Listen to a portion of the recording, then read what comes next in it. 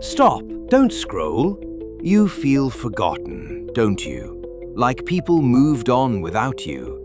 Like your pain became invisible. Heavenly Father, your word says in Psalm 27:10, "Though my father and mother forsake me, the Lord will receive me." So receive them now. Fill the empty places in their heart. Remind them they are still loved, still chosen, still seen. They are not forgotten by you. Amen.